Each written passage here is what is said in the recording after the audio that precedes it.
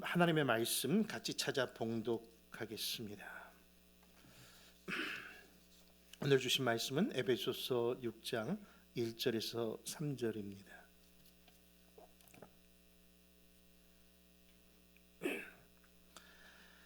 찾으신 줄 알고 우리 한 목소리로 같이 읽겠습니다. 자녀들아, 주 안에서 너희 부모에게 순종하라. 이것이 옳으니라.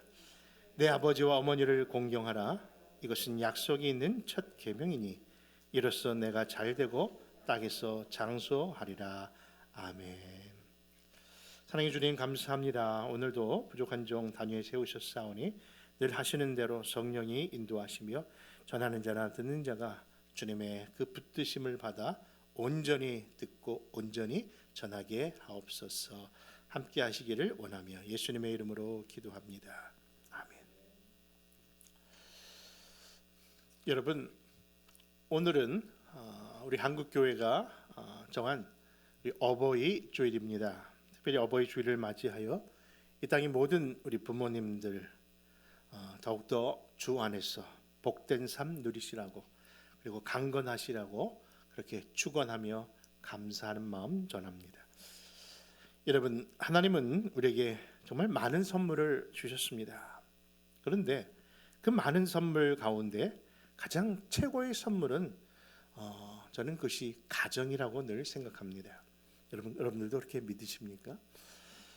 그런데 저는 그 가정 가운데 또 그 가운데 제일 귀하고 아름다운 것이 있는데 그것이 바로 어머니가 아닐까 생각됩니다. 여러분, 세상에 가장 아름다운 것 세 가지를 들을 수 있다고 얘기합니다. 이 세상에는 세 가지 아름다운 것이 있다는 것이죠. 첫째는 아름다운 꽃이 있고요. 그리고 또한 아름다운 아이들의 미소가 있고요. 그리고 세 번째, 아름다운 어머니의 사랑이 있습니다.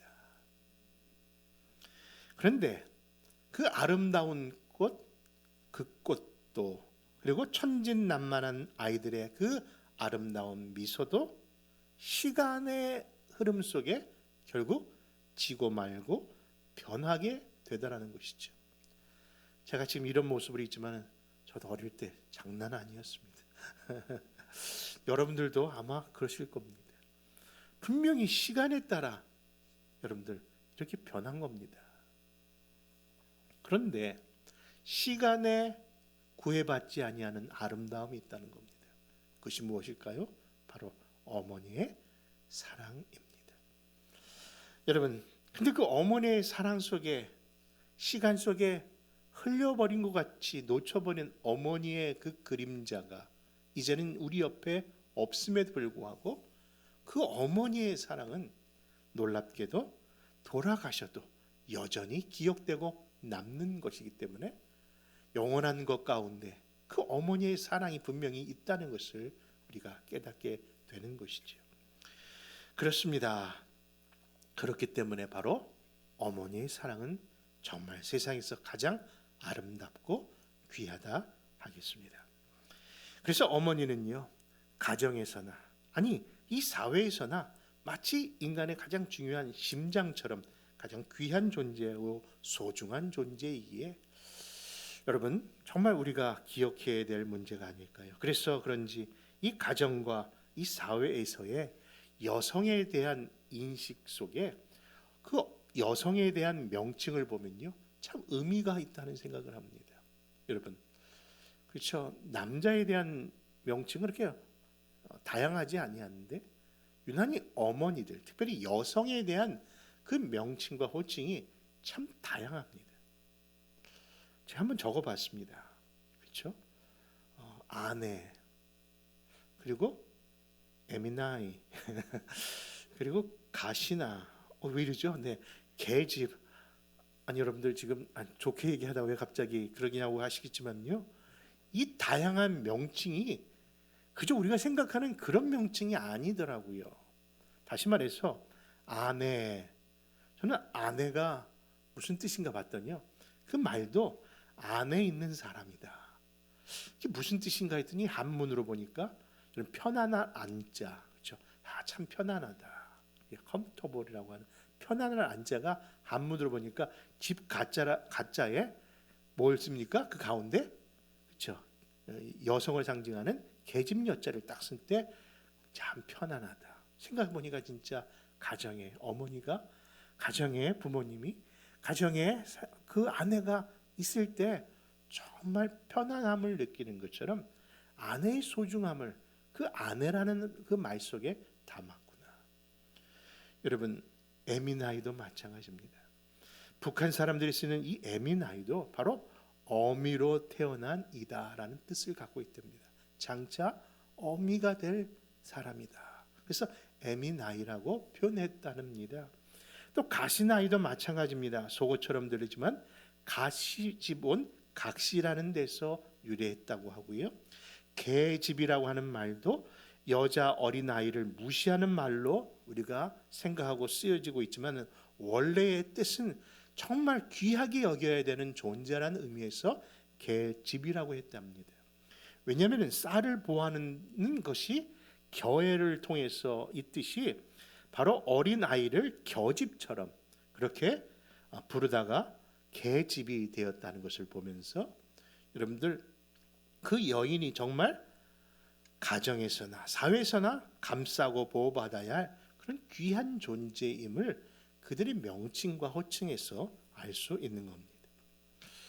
그래서 자식은요 철이 들면서 엄마라고 불렀던 마음이라고 불렀던 순간에서 어머니, mother라고 부르게 되고 더 그 어머니의 은혜를 깨닫는 순간에 어머니가 아니라 어머님이라고 더 존중하게 되고 더 철이 드는 저와 여러분들에게는 그것도 모자라 이제는 뭐라고 불러야 될까요?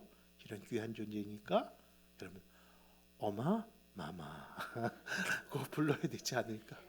이렇게 귀한 존재를 우리에게 어찌 우리가 함부로 부를 수 있겠습니까? 그런 의미에서 여러분들 우리 어마마마를 바라보시면서 한번 사랑의 미소 한번 보내주시기 바랍니다. 네, 감사합니다. 여러분 성경에서는 인간을 향하여 흙에서 왔으니 뭐라고요?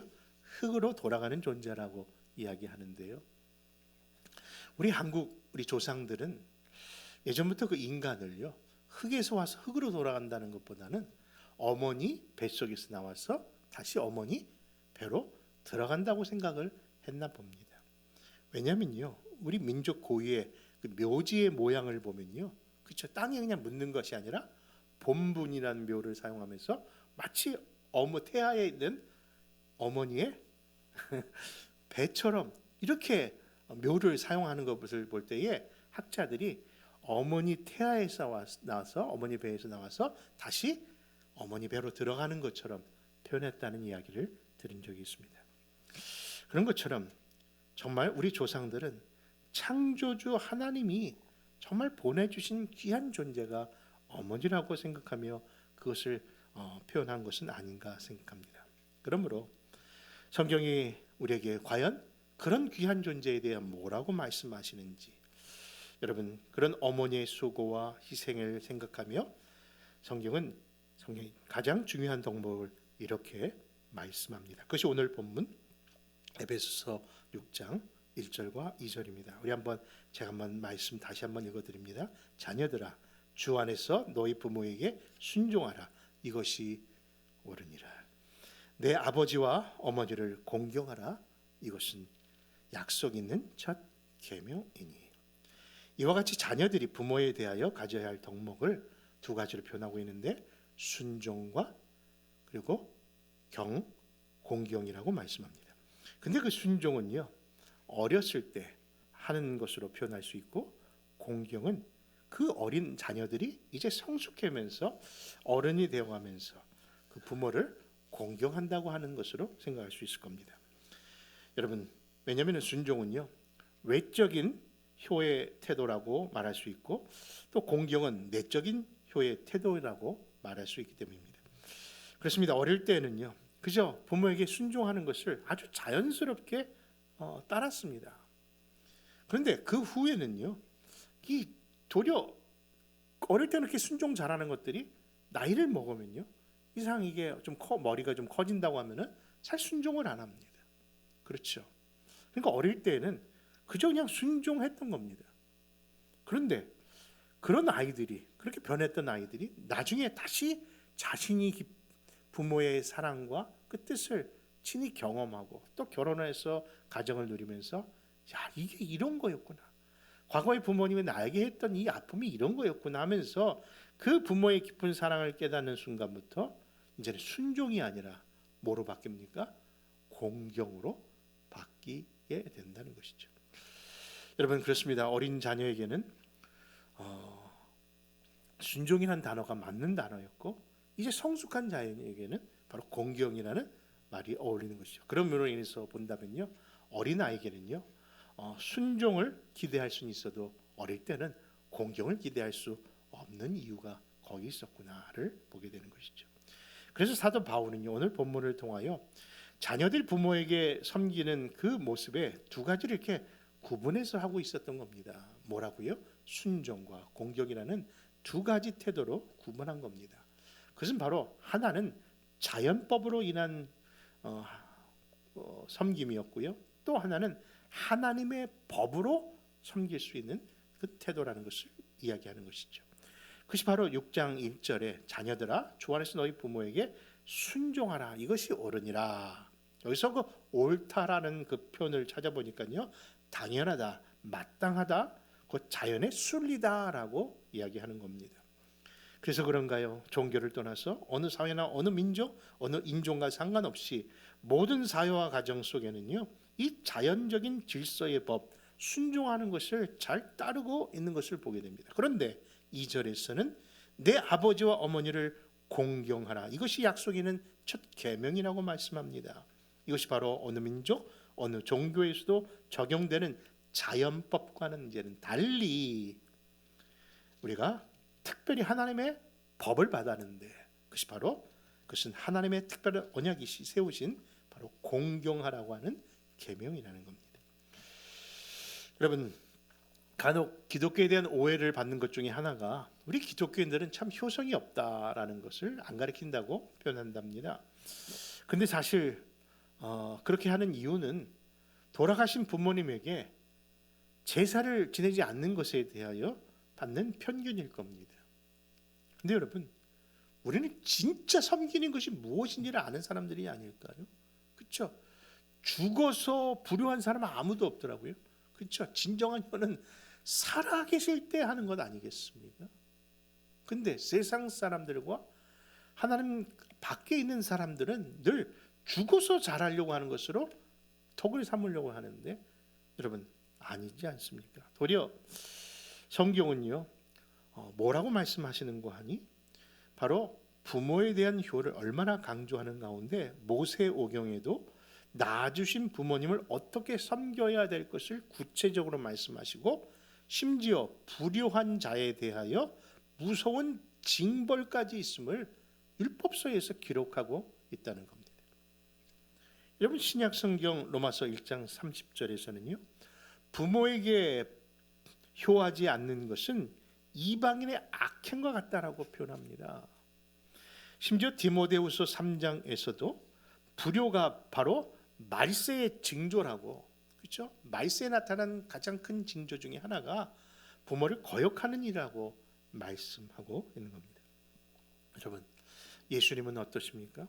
심지어 우리 예수님은 인류를 위해 대속의 십자가를 지러 이 땅에 오신 공적인 그 사역 속에서도 사도 요한에게 자신의 그 어머니 마리아를 부탁하고 계셨다는 것을 본다면, 이 어찌 기독교가 불효의 종교라고 말할 수 있겠습니까? 그렇다면 성경 이처럼 부모에게 마땅히 해야 할 것을 강조하는 이유는 무엇일까요? 여러분, 그것은 바로 효도하는 것이 곧 하나님을 섬기는 바른 신앙 태도이기 때문입니다. 여러분, 하나님이 모세를 통해 주신 10계명을 보면요, 1계명에서 4계명까지는 하나님에 대한 계명입니다.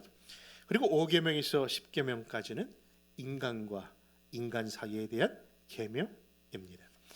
그렇다면 여러분, 하나 묻겠습니다. 우리 인간관계에서 지켜야 할 첫 번째 계명은 몇 계명이고 그것은 무엇일까요? 네, 그렇습니다.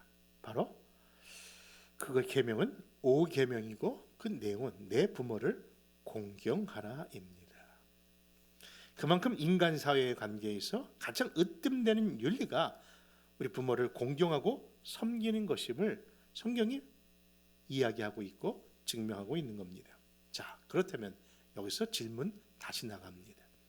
여러분, 십계명을 담은 그 돌비가 한 개가 아니라 두 개라는 것을 여러분들이 아신다면 여러분 이런 질문 한번 받아볼 수 있지 않습니까? 그것은 뭐냐면은 바로 이 다섯 번째 계명인 부모를 공경하라고 하시는 그 돌비는 여러분 첫 번째 돌비에 써 있을까요?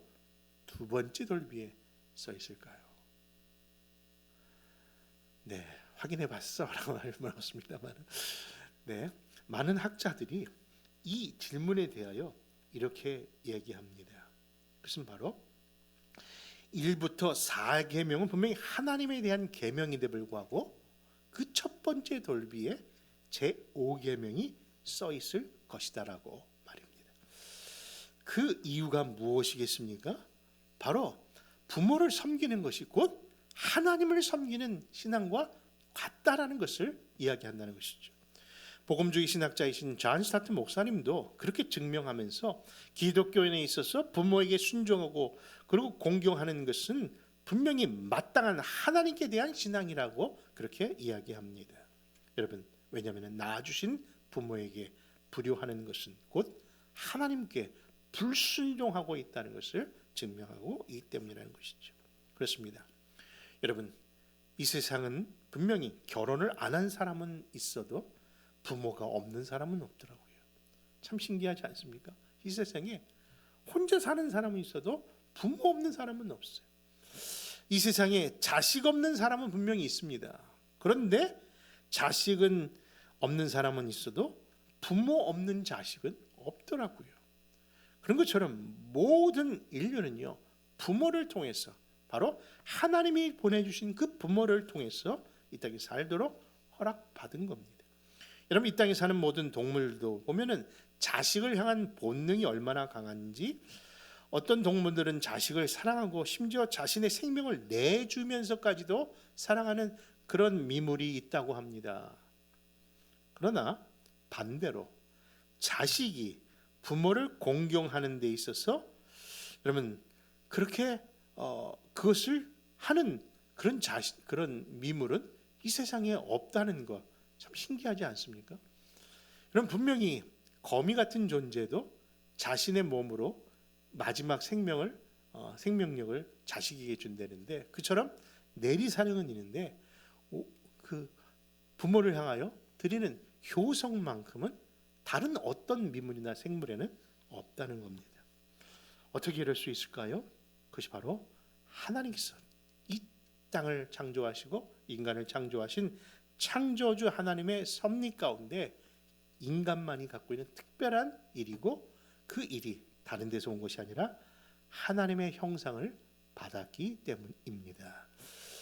여러분, 그러므로 우리를 사랑하시되 십자가에 죽기까지 하셨던 그 사랑이 우리에게 이처럼 나타나게 된 그 내용 속에는 바로 하나님께서 우리를 사랑하시되 부모를 주시는 그 모습 속에 자신의 사랑이 어떠한 하나님이심을, 그런 영적 부모이심을 보여주고 있는 것입니다.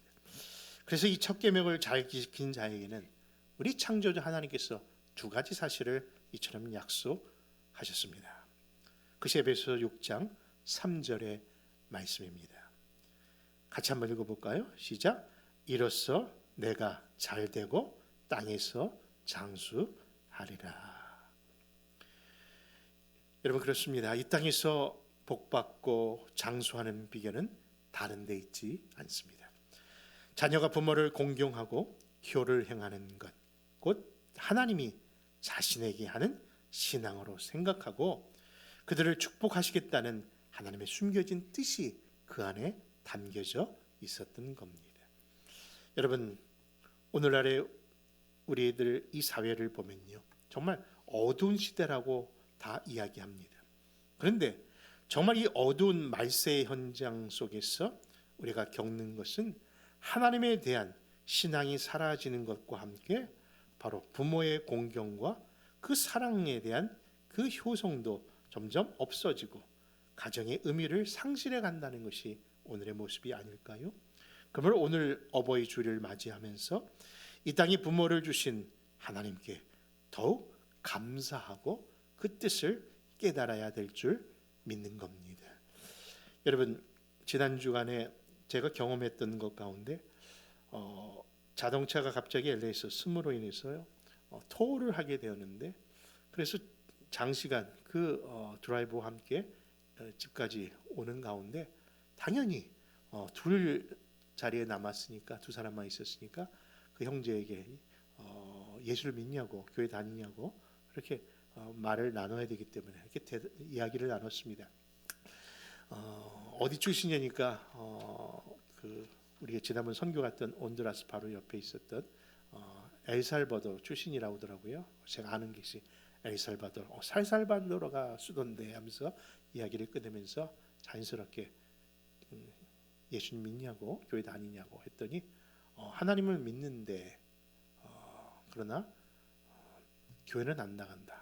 교회 나가야 된다. 그래야 너 복 받는다. 너 롱라이프와 가정의 복이, 이 말씀을 생각하면서 복 받기를 원한다면은 신앙생활 잘해야 된다. 그랬더니 자기는 지금 어머니를 섬겨야 되기 때문에 결혼도 못하고 지금 이렇게 매일 일을 한다는 거예요. 주일마다. 그래서 그것도 중요하지만은 교회 가서 예배드리고 신앙생활 하라고 이렇게 권면을 했답니다.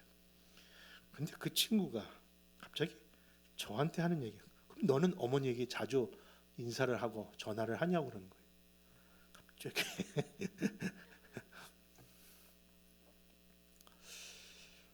이게 하나님의 음성처럼 들리더라고요. 그렇죠? 이렇게 말씀을, 그리스도의 사랑, 어머니의 사랑을 전하면서 너는 하고 있느냐, 믿지 않냐는 형제의 그 표현 속에서 하나님께 주신 음성처럼 들렸습니다. 그렇죠? 정말 우리가 그 하나님의 사랑을 진짜 알고 전하는 사람이라면은 그 부모에 대한 사랑을 정말 알고 그 일을 행하라고 하는 그 의미를 깨달은 겁니다. 그 순간 그 형제가 저에게 마지막으로, 저는 그럼 열심히 예수 믿고 신앙생활 하라고 표현했는데 너는 꼭 엄마한테 이번 주에 전화해라고 하는 얘기를 듣고 오케이 하고 내렸답니다. 여러분, 우리에게 부모님 떠나기 전에 분명히 해야 될 것이 무엇이겠습니까? 여러분, 우리가 정말 사랑한다, 그 부모에 대한 그 표현 우리가 늦기 전에 해야 하라고 하나님께서 그 음성 들려주십니다. 그리고 반드시 우리가 그런 모습이 있어야만 그 부모가 떠난 후에도 나도 우리 자녀들에게 그런 부모로 기억되지 않을까요? 그런 의미에서 우리 주 안에 정말 믿음으로 세움받은 우리 모든 가정들, 믿음뿐만 아니라 소망 가운데, 사랑 가운데 정말 복된 가정, 하나님 원하시는 그런 복된 가정 이루시기를 주 예수의 이름으로 축원합니다. 잠시 기도하겠습니다. 고맙고 감사하신 아버지 하나님, 오늘도 이 말씀을 통하여 깨닫습니다. 이 땅에서 잘되고 땅에서 장수하는 귀한 복을 주시기까지 하면서 하나님의 그 크신 사랑을 우리 부모님을 통해서 허락하셨는데 우리들은 늘 순종을 넘어 공경까지 나가지 못하고 도리어 공경이 아니라 부모님이 그것이 틀렸다고 공격하고 있는 우리들은 아닌지, 주님 다시 한번 주님의 그 크신 사랑 안에 품어졌던 하나님의 뜻을 깨달아 이 땅에서 정말 우리가 허락하신 부모님께 효하고 그 모습을 자자손손으로 믿음으로 유산 내리는 귀한 종들이 되도록 저희 가정들을 지켜 주옵소서.